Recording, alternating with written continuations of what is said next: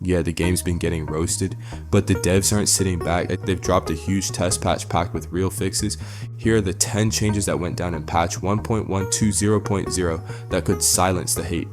Number 1. Before the patch, players could trap you by landing multiple scout ornithopters on top of your vehicle. You couldn't move, and if a sandworm came, you were stuck and helpless. This was used as a griefing tactic to ruin gameplay for others. Now when two ornithopters collide, they automatically push away from each other. This is called a collision impulse. It stops the stacking issue and makes flying safer. Your vehicle will no longer get pinned down. If someone tries to land on you, they'll bounce off. This applies to all flying vehicles in the game.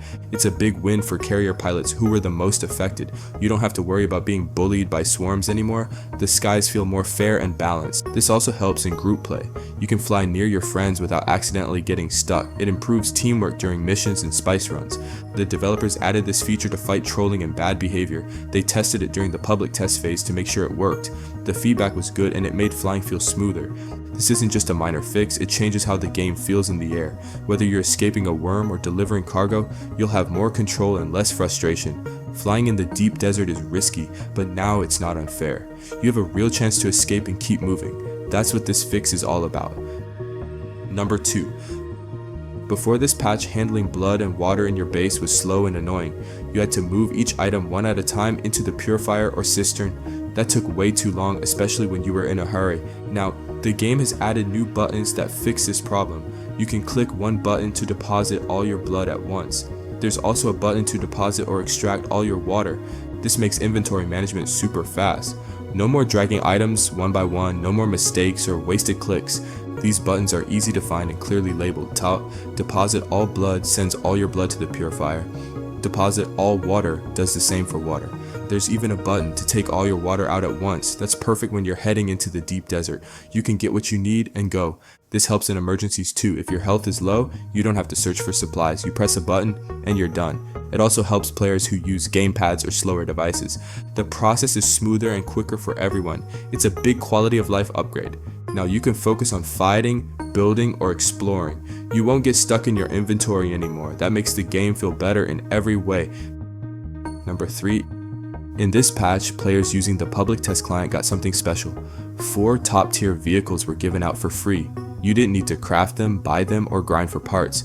The vehicles included a fast buggy, a scout ornithopter, an assault ornithopter, and a carrier ornithopter. These are some of the best machines in the game. Normally getting them takes a lot of time, but during testing you could just claim them from the menu. After claiming, you used a welding torch to build them near storage. If storage was missing, the items would drop on the ground. This made it easy to test flying, driving, and boosting without any barriers. You could explore the map, check out the changes, or try the new collision system. Players could also push the limits. You could take the carrier deep into worm territory. You could test fights, hauling, or escape routes. These vehicles helped everyone experience the full game without fear of losing progress. If one got destroyed, you could just rebuild it. This saved time and kept testing fun. It helped players focus on giving feedback, not farming materials. The feature was only active during the test window, but it made a huge difference in how people interacted with the patch. Number 4. In Dune, taxes and sandstorms are a real threat. If you don't pay taxes, you can lose your base. If a sandstorm hits and you have no power, your buildings can take damage. During the first week of patch 1.1.20 testing, both of these systems were turned off. That means no taxes to pay and no storms to destroy your base. This change was made to help players focus on testing. You could build anything without worrying it would vanish overnight. It gave everyone a break from survival stress. You didn't have to rush to power your shields or check your balance every day. You could experiment with power setups, design new buildings, or test the replicator without risk. It encouraged creativity and saved time. New players especially benefited. They had a safe window to learn how bases work. No penalties meant more freedom to try things. Once the testing period ends, sandstorms and taxes will come back. So this was a limited time feature, and still it was a smart move. It gave the community space to focus on what matters, helping test the patch. Number 5. Before this patch, the Solido replicator had limits. It could copy walls, floors, and basic parts of a base, but it couldn't copy your furniture, machines, or decorations.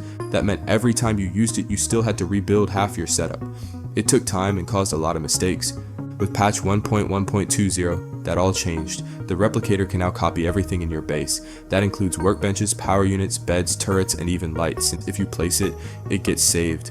The blueprint includes both structure and all the placeables inside. This makes building new bases much faster. You can design a perfect layout once, then use it again anywhere on the map. It is great for solo players and clans. One player can build the main base and everyone else can copy it. The system is simple to use. Choose what to save, hit the button, and you're done. The next time you want that base, just build from the blueprint. This update saves time and improves accuracy. Now your base always looks the way you planned it. No missing parts, no forgotten tools, just one clean copy every time. Number 6. Before this patch, building with walls and pillars had a strange rule. You couldn't put a pillar between two walls if they were too close. This made it hard to build clean, realistic looking structures. It limited your designs and caused gaps in your layout. Many players had to leave open spaces or get creative with weird workarounds. Patch 1.1.20 fixed that.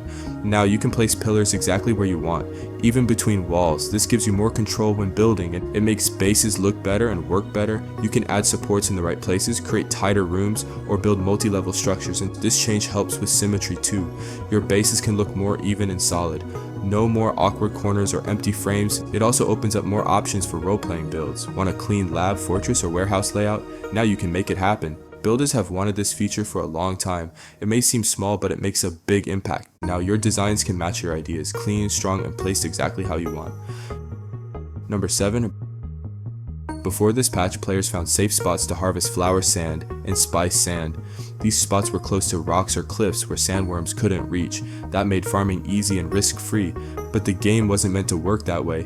Sandworms are supposed to be dangerous. If you farm in the open, you should have to watch for signs of attack. Patch 1.1.20 moved the sand patches. Now most flower and spice sand fields are in places where worms can reach you. That means the worm can show up even if you're near cliffs. No spot is truly safe anymore. If you stay too long in one place, the worm will find you. That brings the challenge back to spice harvesting. You'll need to be quicker and smarter, use thumpers, scout the area, and always have an escape plan. This change adds more risk and more tension to the game.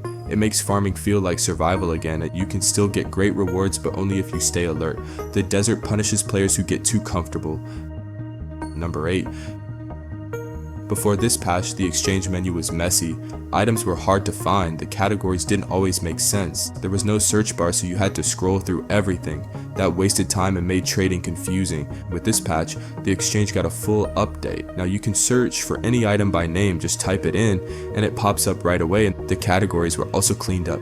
Items are grouped in a smarter way, like weapons, tools, vehicles, and food. This makes it much easier to find what you need. You can check prices faster, you can buy or sell without guessing. It also helps when crafting. You can quickly find the part you're missing. No more guessing if something is sold or not. This update helps both new and experienced players. If you use the market a lot, this saves time. Now the exchange works like a real shop. It's clear, fast, and easy to use. Number 9.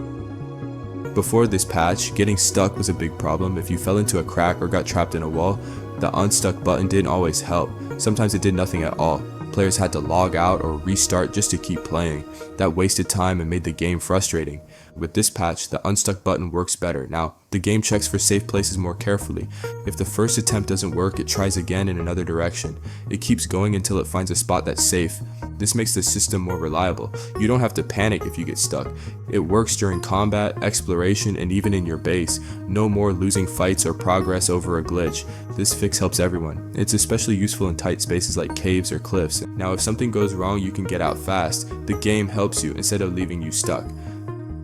Number 10. Before this patch, crashing into a sandworm didn't always matter. Sometimes your vehicle bounced off, sometimes nothing happened at all.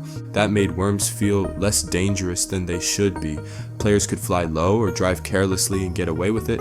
This patch fixes that. Now, if a worm hits your vehicle, or if you fly into one, it's game over. Your vehicle gets destroyed on impact. If you're on foot, you die instantly. This makes worms a real threat again. You have to pay attention to worm sign and avoid the danger zones. You can't fly over worms casually anymore. You can't drive straight through a warning and hope for the best. This update adds real risk back to the deep desert. It forces players to take survival seriously.